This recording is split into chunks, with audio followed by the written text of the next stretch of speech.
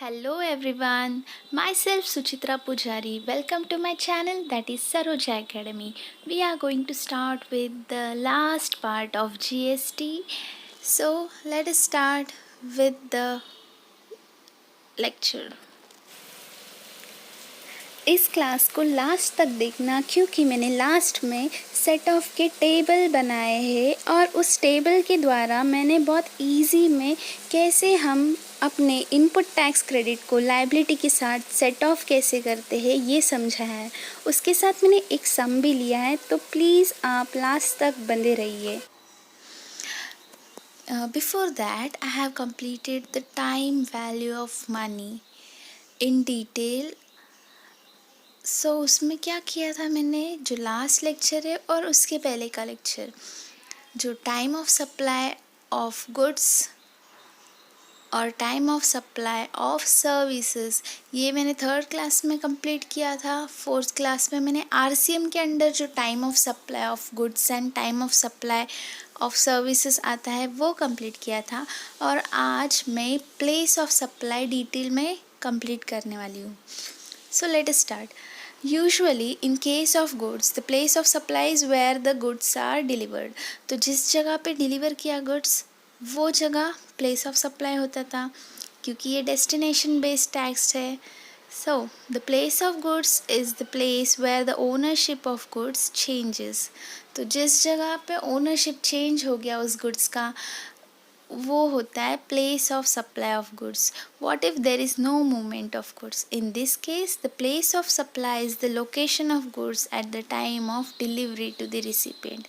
अगर goods movement ही नहीं हो रहा है, मतलब एक जगह से दूसरी जगह में नहीं हो रहा है, तो क्या होगा, जिस लोकेशन में गुड्स का ट्रांसफ़र हो गया दूसरे पर्सन को, मतलब जो रिसिपिएंट है उसको मिल गया गुड्स, वो होगा place of supply.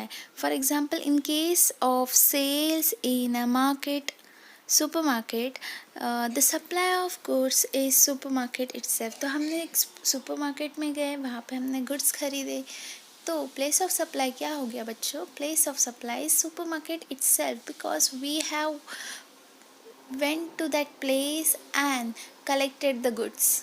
तो वहाँ पे ओनरशिप भी ट्रांसफ़र हो गया, तो place of supply of goods हो गया supermarket itself. Simple. Next, place of supply in case where goods that are assembled and installed will be the location where the installation is done. दूसरा केस ये है, अगर कोई इंस्टॉलेशन ऑफ मशीनरी वगैरह है, ठीक है, या फिर जिस जगह में जाके वो असेंबल कर रहे सारे गुड्स को, तो उस केस में क्या होगा, location where the installation is done।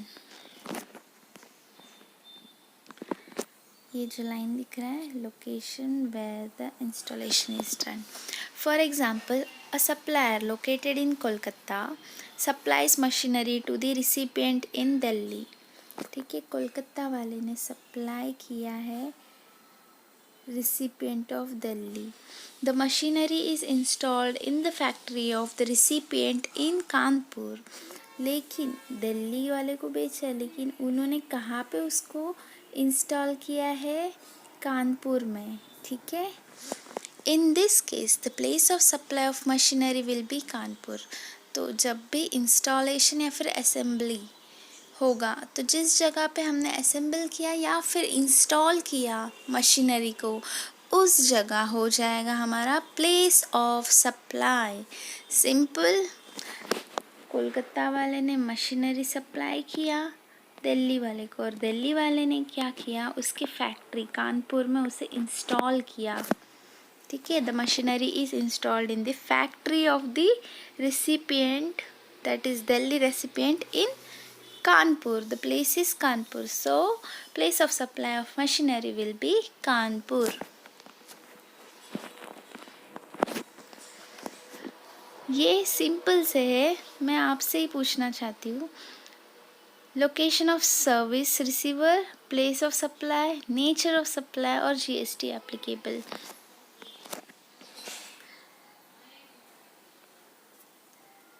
Location, Maharashtra से गुड्स महाराष्ट्र में बेचे, तो विद इन स्टेट है, तो क्या होगा, nature of supply intra state. कौन से जीएसटी लगेंगे? इंट्रास्टेट मतलब CGST and SGST. Next is location of service receiver is Maharashtra, place of supply is Kerala. तो महाराष्ट्र से गुड्स केरला में गए, 2 स्टेट्स इन्वॉल्व है, तो ये नेचर ऑफ सप्लाई क्या होगा, इंटर स्टेट सप्लाई. ठीक है, इंटर स्टेट सप्लाई होगा तो कौन सा GST लगेगा, IGST. Simple.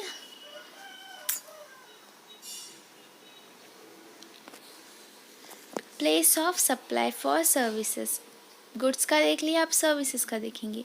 Generally the place of supply of services is the location of the service recipient. जो सर्विस रिसीव कर रहा है उसका प्लेस ऑफ सप्लाई होगा सर्विसेज के under. In case where the services are provided to an unregistered dealer and their location is not available, the location of service provider will be the place of provision of service. अगर unregistered dealer है तो unregistered dealer को तो find out करने GST के under लाना मुश्किल है, तो क्या होगा उस टाइम में लोकेशन होगा सर्विसेज प्रोवाइड जिसने किए हैं उसका लोकेशन. सिंपल. तो उन्होंने बताया है location of service provider will be the provision of service. Simple. Next उन्होंने बताया special provisions have been made to determine the place of supply for the following services. अगर services related to immovable property है, restaurant services है तो हम खुद जा रहे हैं वहाँ पे, admission to events, transportation of goods and passengers, telecom services, banking, financial and insurance services. In case service related to immovable property, the location of the property is the place of provision of services. Example से समझते हैं. Mitesh from Delhi provides interior designing services to mister Rahul Mumbai. The property is located in Ooty Tamil Nadu. In this case place of supply will be the location of immovable property that is Ooty. तो यहाँ पे क्या हुआ, Mitesh from Delhi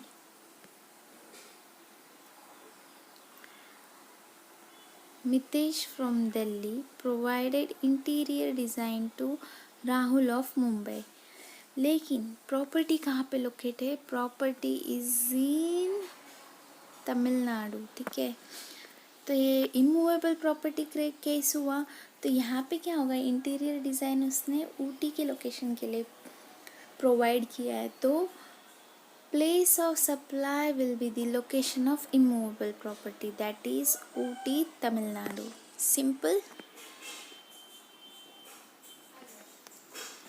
A registered taxpayer offers passenger transport service from Bangalore to Hampi. The passengers do not have GST registration. What will be the place of supply in this case?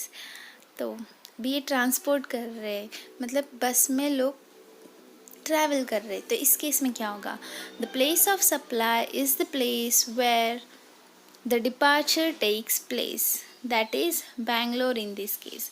जिस जगह से passenger बस चढ़ रहे हैं, मतलब जिस जगह से उन्होंने बस का सर्विस स्टार्ट किया लेने, उन लोग सब लोग बैंगलोर से निकले हैं, तो Bangalore is the place of supply of service.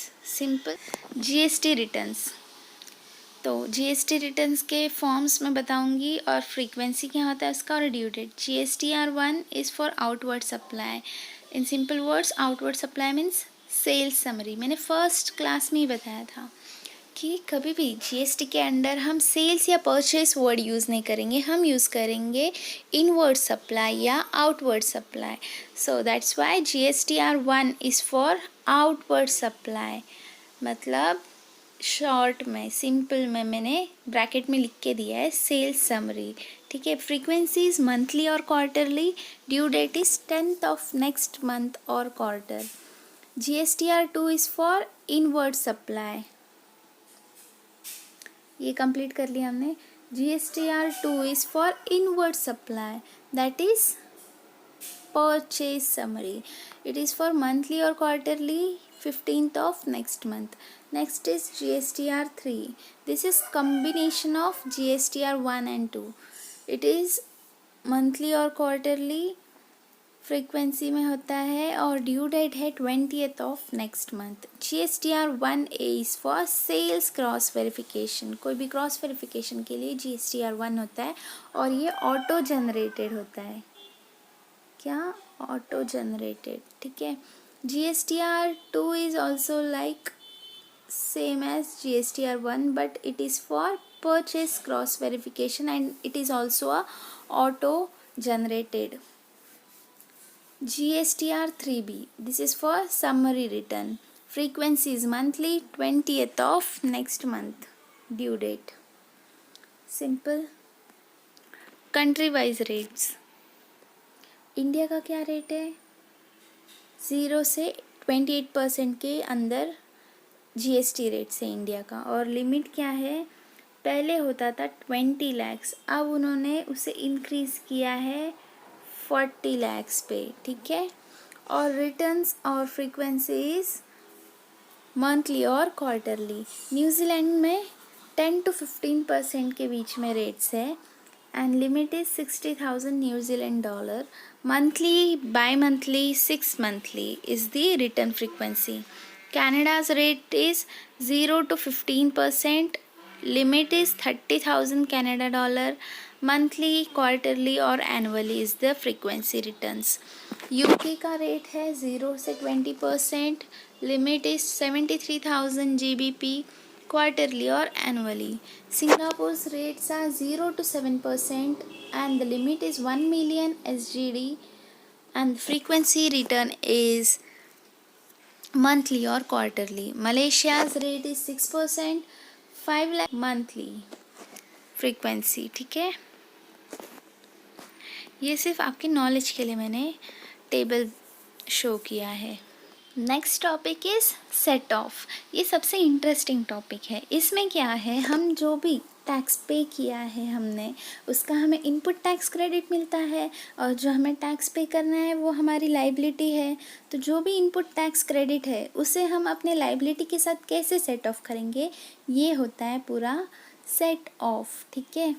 तो अब क्या है, सिंपली हम समझते जाएंगे।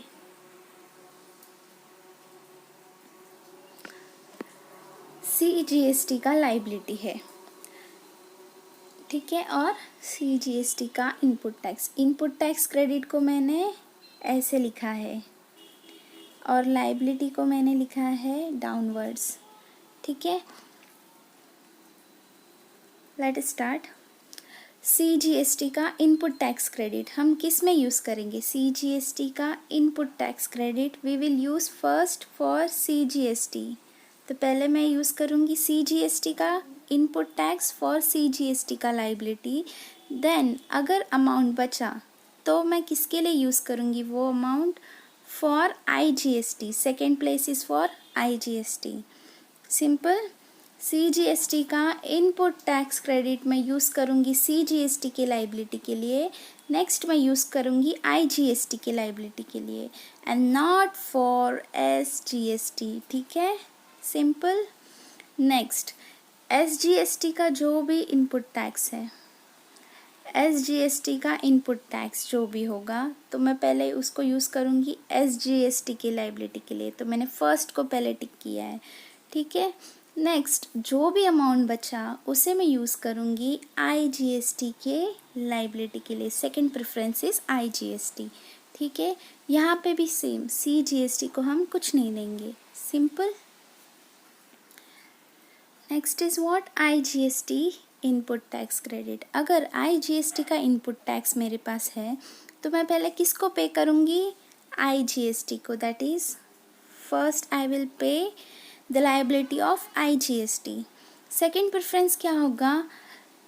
IGST के बाद मैं यूज़ करूँगी उस इनपुट टैक्स क्रेडिट को CGST के लाइबिलिटी को पे करना है। Second preference is CGST। Next, अगर मेरा और अमाउंट बच गया तो मैं पे करूँगी third preference is for SGST। Simple. अगर IGST का जो भी अमाउंट इनपुट टैक्स क्रेडिट में है तो पहले मैं पे करूँगी IGST को, नेक्स्ट पे करूँगी मैं CGST को, फिर लास्ट में अगर अमाउंट बचा तो मैं पे करूँगी SGST को। इंटरस्टेट वालों को इंटरस्टेट वाला पहला करूँगी, फिर सेंट्रल वाला, फिर लास्ट में जाके स्टेट। सिंपल। इसके ऊपर एक सम करते हैं तो पूरा इजीली हमें समझ आ जाएगा। ठीक है,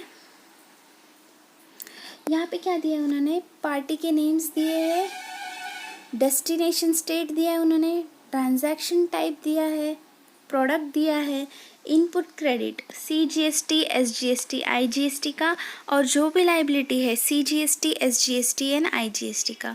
तो फर्स्ट क्या दिया है, shine aluminium, Tamil Nadu is the destination, और ये इनवर्ड सप्लाई है, मतलब परचेस किया है उन्होंने। एल्यूमिनियम बास प्रोडक्ट उन्होंने परचेस किया है, और IGST 30,000। ठीक है, तो उनका जो इनपुट टैक्स क्रेडिट है 30,000 रुपीज़ IGST के अंडर। फिर Lakshmi rubber Tamil Nadu is the destination state, inward supply है ये भी। टायर्स परचेस किया है उन्होंने, IGST is 10,000। Next A1 spare से उन्होंने destination is what, Maharashtra, outward supply किया है उन्होंने, तो product is spare parts, IGST is 12,000। Next Johnson auto parts, destination state is Karnataka, transaction type is outward supply, spare parts किया है, और फिर टैक्स लाइबिलिटी है 24,000 एंड 24,000। ये CGST SGST मतलब इसका मतलब ये होगा कि इन्होंने विद इन स्टेट किया है, नॉट इंटर स्टेट सप्लाई। ठीक है, स्टार्ट करते हैं। ये है मेरा सॉल्यूशन। तो मैं पर्टिकुलर्स में क्या लिखूँगी, CGST, SGST, IGST। तो पहले आउटपुट टैक्स लाइबिलिटी, तो आउटपुट टैक्स लाइबिलिटी दिया है उन्होंने, टैक्स लाइबिलिटी CGST का 24,000, SGST का 24,000 लिखा मैंने, IGST का दिया है उन्होंने 12,000 लिख लिया। अब इनपुट टैक्स क्रेडिट, ये सब क्या था, लाइबिलिटी था, अभी उसमें से हम क्रेडिट को माइनस करेंगे, तो इनपुट टैक्स क्रेडिट IGST का ही है, दोनों भी 30,000 एंड 10,000, तो टोटल मिला के कितना हुआ, 40,000। So less input tax credit, that is 40,000। तो जो सेट ऑफ में मैंने बताया था वो क्या था बच्चों, पहले IGST का लाइबिलिटी, IGST का ही इनपुट टैक्स क्रेडिट IGST के लाइबिलिटी को पे करेगा, तो 12,000 में से 40,000 माइनस किया तो अमाउंट 28,000 रिमेनिंग बच गया हमारे पास। अब IGST का तो पूरा लाइबिलिटी मैंने पे कर दिया। ठीक है, अब मैं पे करूँगी IGST के बाद CGST पहले, तो 28,000 में से 24,000 तो इसको दे दिया, बचा 4,000, तब मैं जाके पे करूँगी SGST को। तो पहला प्रेफरेंस था मेरा IGST, सेकंड प्रेफरेंस था मेरा CGST, third preference is SGST। सो ये जो 28,000 था उसमें से पहले मैंने CGST को पे किया, उनका लाइबिलिटी 24,000 था, तो मैंने 24,000 पूरा उसको दे दिया, फिर जो 4,000 बचा उसको मैंने दिया SGST को। सो CGST का लाइबिलिटी नील हो गया, फाइनल टैक्स लाइबिलिटी, IGST का भी नील हो गया, SGST का फाइनल टैक्स लाइबिलिटी बचा 20,000। ठीक है, simple. Thank you, keep learning, explore more, stay curious. अगर कोई भी डाउट हो तो कमेंट सेक्शन में पूछ लेना, और मेरे चैनल को सब्सक्राइब करना ना भूलिए, क्योंकि अब मैं आगे मैथ्स के क्वेश्चंस लेके आने वाली हूँ।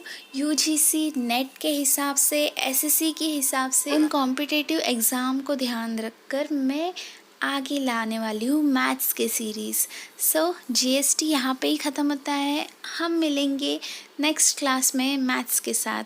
Thank you.